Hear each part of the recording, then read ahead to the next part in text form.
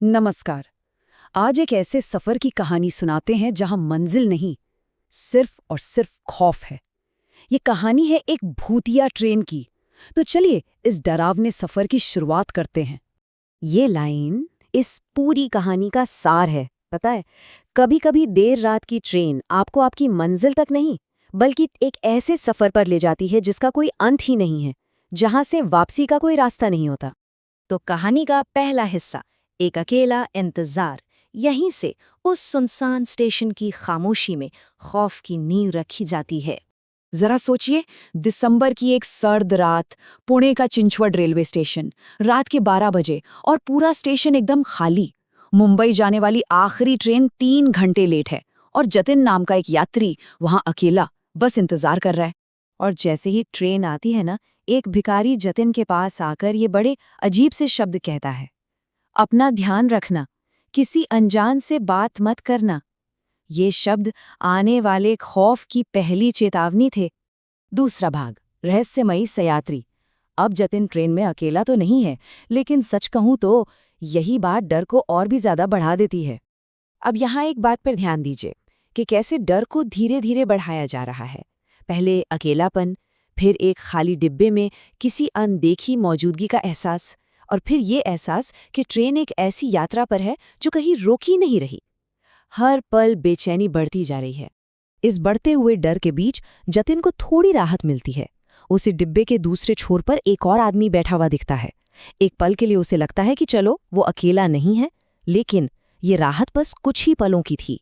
वो रहस्यमयी सहयात्री जतिन से कहता है, तुम गलत ट्रेन में चढ़ गए हो। और बस ये शब्द जतिन के सबसे बड़े डर को सच साबित कर देते हैं।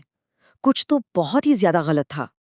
और अब कहानी के उस हिस्से में आते हैं जहां असल खौफ सामने आता है, उस भूत की भयानक कहानी।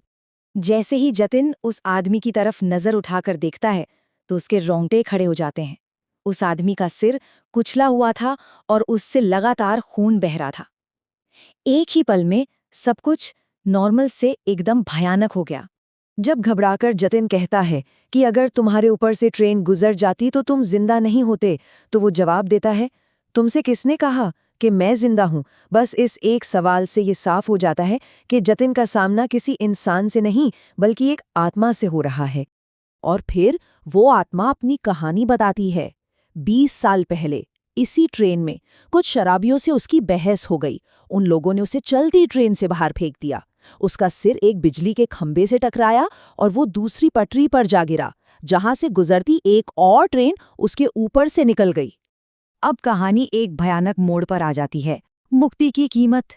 आत्मा जतिन के सामने एक ऐसा प्रस्ताव रखती है जिसकी कीमत बहुत बड़ी है। तो इस श्राप की कहानी को समझिए। वो ट्रेन उस रात से लगातार चल रही है। हर बार कोई नया यात्री चढ़ता है और वो आत्मा उससे अपनी मुक्ति का रास्ता खोजती है।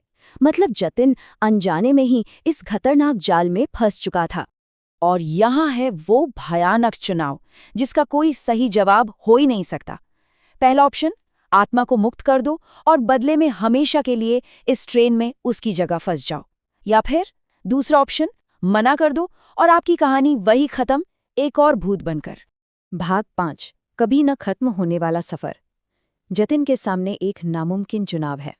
अब देखना यह है कि वो कौन सा रास्ता चुनता है और उसकी कीमत क्या होती है। बहुत सोचने के बाद जतिन हिम्मत जुटाता है और कहता है, ठीक है, मैं तुम्हें मुक्त करूंगा। और जैसे ही वो ये शब्द कहता है, ट्रेन अचानक रुक जाती है और इसके साथ ही श्राप का तबादला हो जाता है। एक ठंडी हवा पूरे डिब्बे में भर जाती है। वो आत्मा मुस्कुराती है और धीरे धीरे हवा में घुल जाती है। ट्रेन के दरवाजे खुलते हैं, लेकिन जतिन को पता है कि वो अब कभी बाहर नहीं निकल सकता। अब वो इस ट्रेन का नया भूतिया यात्री है। ये एक बहुत ही जरूरी बात है। इस सफर की कोई मंजिल थी ही नहीं। ये तो श्राप का एक चक्र है जो हमेशा चलता रहेगा, एक यात्री से दूसरे यात्री तक। तो ये कहानी हमें एक आखिरी परेशान करने वाले सवाल पर छोड़ जाती है। अगला यात्री कौन होगा जो अनजाने में इस ट्रेन में चढ़ेगा और जतिन की मुक्ति की कीमत चुकाएगा?